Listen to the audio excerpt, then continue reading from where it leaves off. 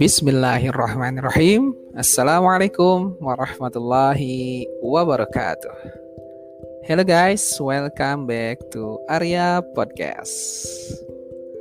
Oke, teman-teman semuanya, sahabat semuanya, selamat sore bagi teman-teman semua yang sedang menunggu malam.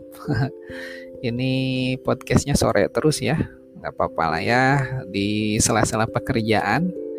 Saya buat podcast ini di sore hari ya, biar menikmati senja gitu. Oke, teman-teman, gimana kabarnya nih di sore hari ini? Semoga tentunya teman-teman semua dalam keadaan sehat dan sekali lagi selalu dalam keadaan yang berbahagia. Nah, teman-teman, selamat datang kembali di Arya Podcast.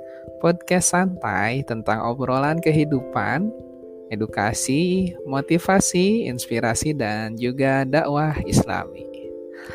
Oke guys, alhamdulillah nih pada kesempatan hari ini kita akhirnya masuk ke episode kedua. Tadinya pengen setiap minggu ya buat podcastnya, cuman ternyata waktunya tidak memungkinkan. Jadi baru bisa buat lagi setelah 2 minggu. Tapi anyway, terima kasih kepada teman-teman semuanya yang sudah mendengarkan episode pertama pada Arya Podcast kemarin.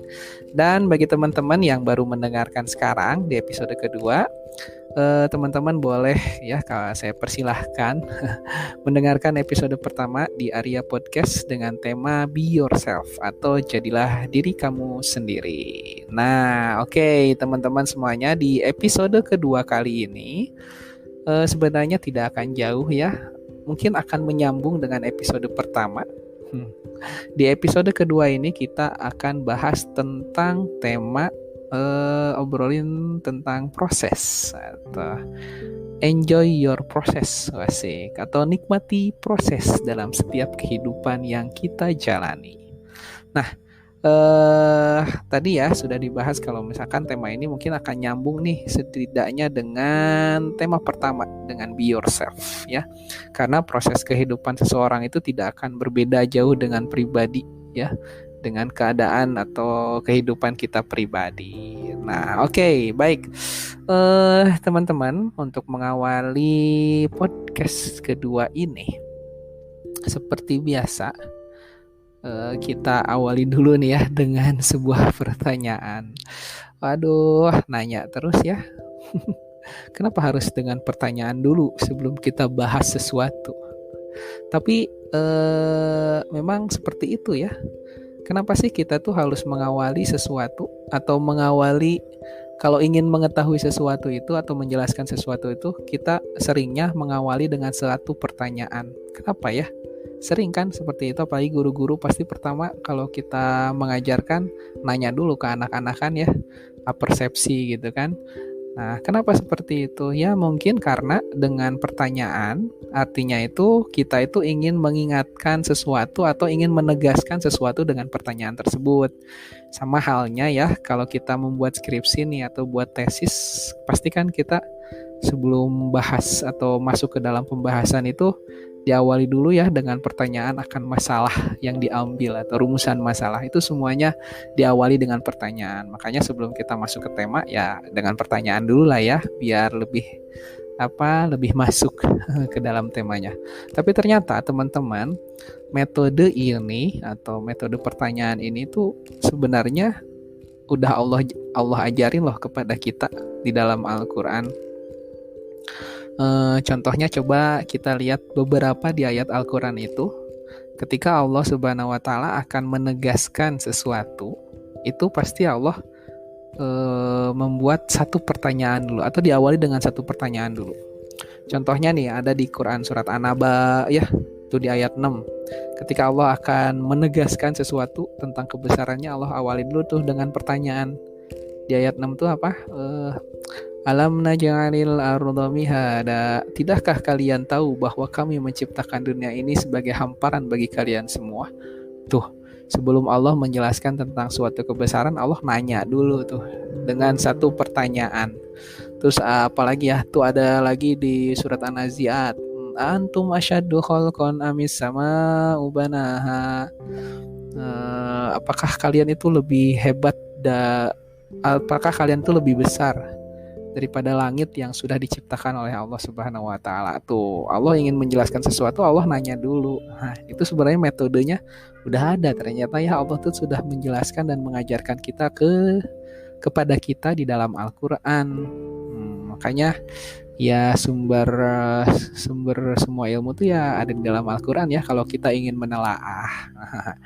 Oke, balik lagi deh ya. Kita kembali lagi ke tema kita, jadi nyambung ke sana ya. Oke, kita awali dulu dengan sebuah pertanyaan sebelum kita masuk ke ranah tema yang akan kita bahas tentang menikmati proses dalam kehidupan. Nah, pertanyaannya adalah, pernah nggak sih ya kita merasa lelah? Aduh, serak suaranya. Pernah nggak sih kita merasa lelah dengan semua proses kehidupan yang kita jalani? Aduh, apapun itu deh ya. Entah itu pekerjaan, mau tentang pelajaran bagi yang bagi siswa yang masih belajar, mahasiswa yang masih belajar, dan saya pun masih belajar. Entah apapun, pernah nggak sih kita lelah dengan pekerjaan kita lelah dengan belajar kita lelah dengan semua masalah-masalah yang kita hadapi di dunia ini? Pasti dan bisa dipastikan kita semua pasti pernah merasakan hal tersebut ya. Kita pasti pernah merasa lelah dengan proses kehidupan yang kita jalani, atau paling enggak jenuh lah ya, jenuh dengan semua kegiatan yang kita kerjakan setiap harinya. Kita merasa bahwa pekerjaan tuh nggak ada habisnya, kita merasa masalah itu nggak selesai-selesai. Satu masalah selesai, ada masalah lain. Pekerjaan selesai, ada pekerjaan yang lain. Ya, that's life gitu ya, itulah kehidupan.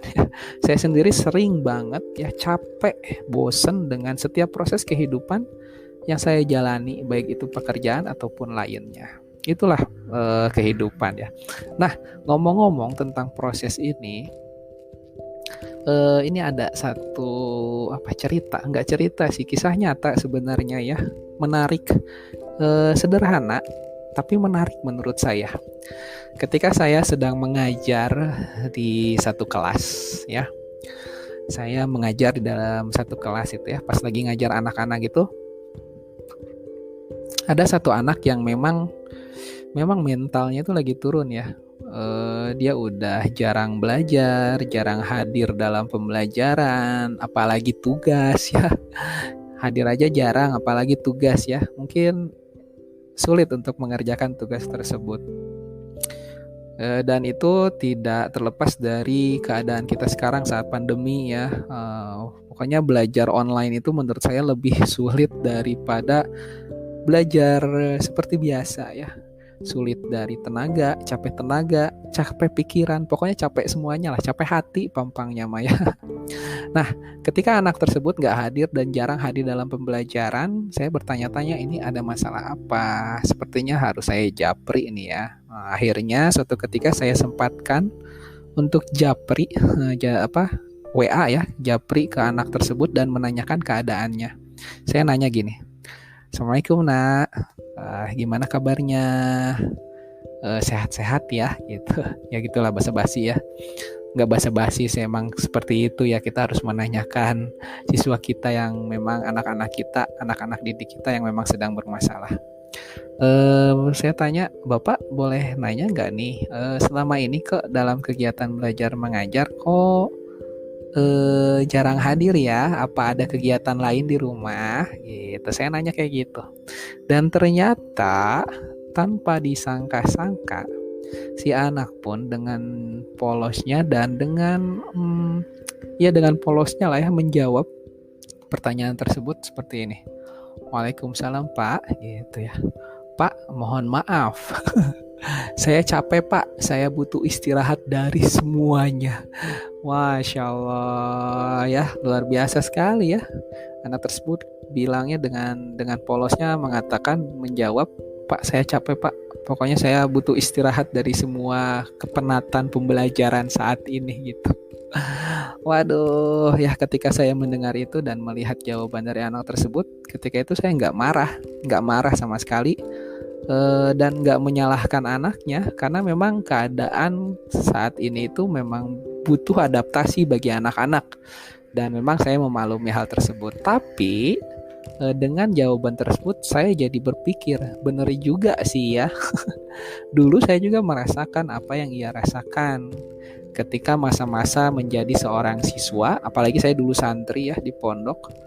Bagaimana penatnya dan capeknya dari semua kegiatan-kegiatan yang seabrek dan banyaknya ya, dengan segala rutinitas baik belajar dan di luar belajar ya, di luar jam pelajaran. Ketika di pondok itu ya saya merasakan hal tersebut ya, seperti apa yang dirasakan anak-anak di zaman sekarang, namun memang beda apa ya, beda waktu lah ya, beda keadaan, tapi intinya sama, capek gitu ya, capek dengan apa yang dijalani dalam setiap proses ketika itu.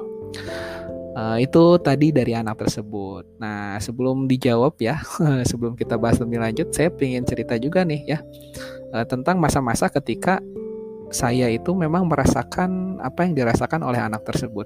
Ketika di pondok, saya merasakan masa di mana kita itu sama sekali tidak kepikiran tentang rumah. Saking banyaknya kegiatan di pondok. Padahal saya itu padahal ini ya, terpisah dari orang tua gitu ya, jauh dari rumah. Saking banyaknya kegiatan di pondok, saya sampai lupa dan gak keingetan sama yang namanya rumah. Yang dipikirkan tuh hanya bagaimana caranya bisa menjalankan kegiatan dengan baik, gimana belajar dengan baik, dan pokoknya mikir diri sendiri lah ya, gak mikirin orang lain. Nah, dari jawaban anak tadi, itu mengingatkan saya waktu dulu di pondok. Dulu ketika di pondok, ketika saya masuk pondok dan menjalani rutinitas yang ada di pondok itu, bawaannya itu pingin cepet-cepet lulus. Pokoknya saya ngerasa capek, benar-benar ngerasa capek, lelah, tapi kadang seru juga sih ya di pondok karena banyak kenalan teman di pondok gitu ya. Nah dulu tuh pas di pondok tuh rasanya tuh pengen cepet-cepet jadi alumni lah. Pokoknya saya pengen cepet-cepet selesai jadi santri, cepet-cepet selesai belajar karena saya sudah capek jadi santri dan bosen juga ya. Pokoknya capek dengan segala kepenatan santri ya, dengan segala kegiatan yang dilaksanakan di pondok. Walaupun sebenarnya semua kegiatan itu sangat-sangat bermanfaat bagi saya sendiri. Tapi kan masa-masa itu kan anak-anak ya, kita pasti merasa capek juga.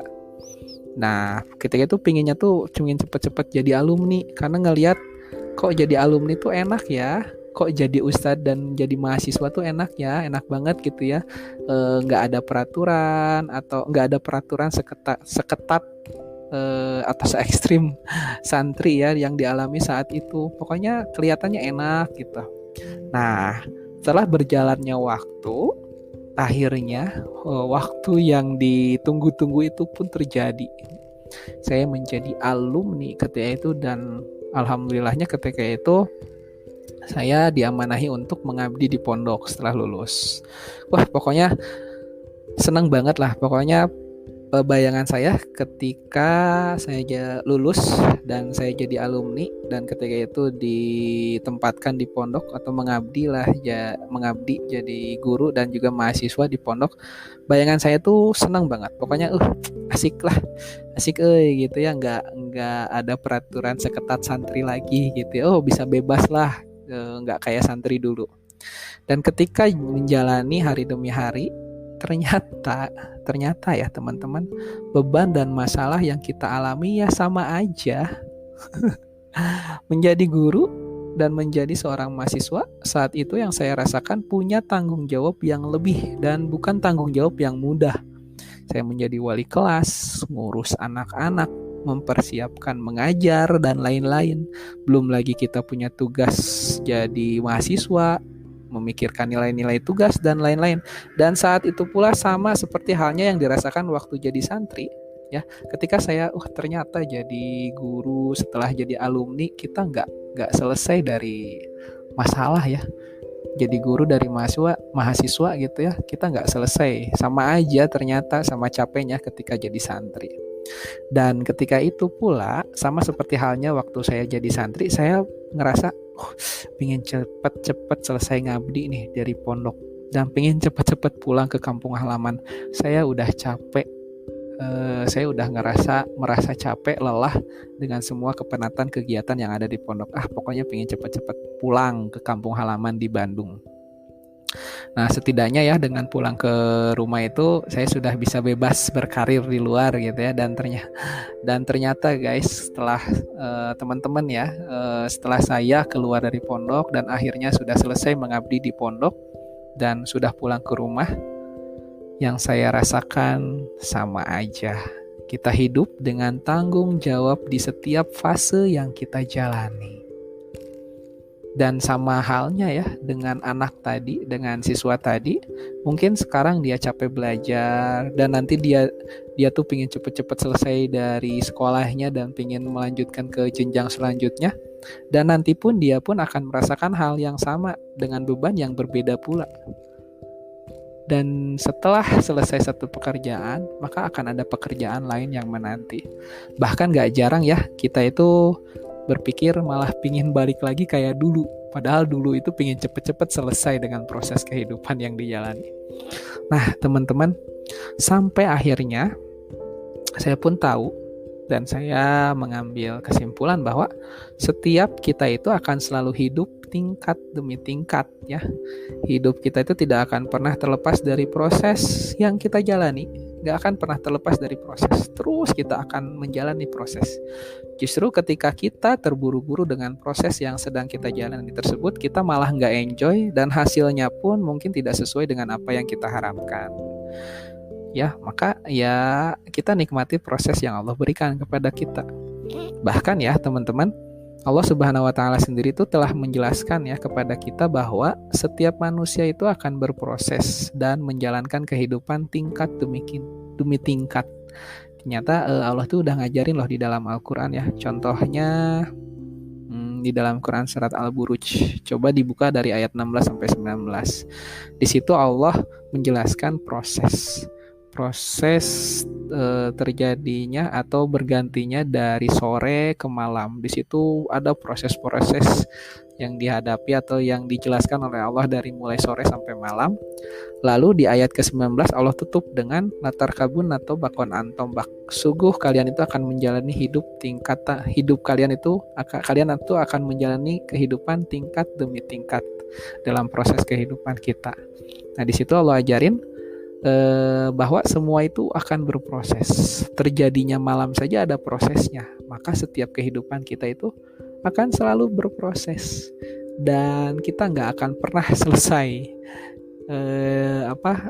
berproses dalam kehidupan kita, karena kita setelah menjalani satu tingkatan kita akan berada dalam tingkatan lainnya. Dan setiap manusia akan selalu berproses. Ingat, selalu berproses dalam kehidupannya. Setelah selesai satu masalah, maka akan ada masalah lain yang kita hadapi. Setelah usai satu pekerjaan, akan ada pekerjaan yang lain yang menanti kita. Kita tidak akan pernah bisa lari dari proses yang harus kita jalani.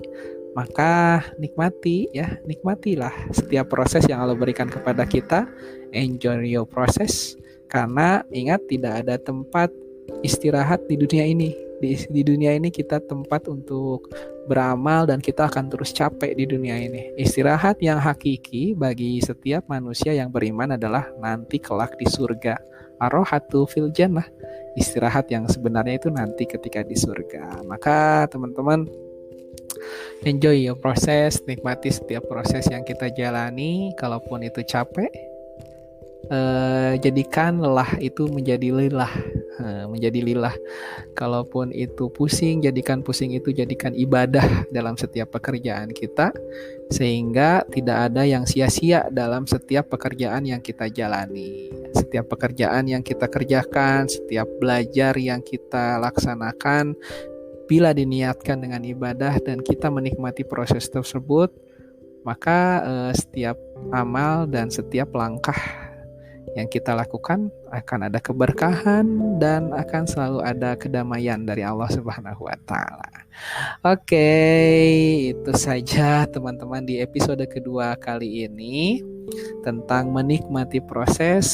Jangan menyerah dan jangan gampang lelah, karena Allah akan selalu ada untuk kita semua. Oke guys, itu saja Arya Podcast di episode kedua kali ini, dan semoga kita bisa bertemu lagi nanti di episode ketiga dengan hal-hal yang mungkin bermanfaat bagi kita semua. tentunya. Dan ingat, tetap semangat and enjoy your process. Thanks, see you. Assalamualaikum warahmatullahi wabarakatuh.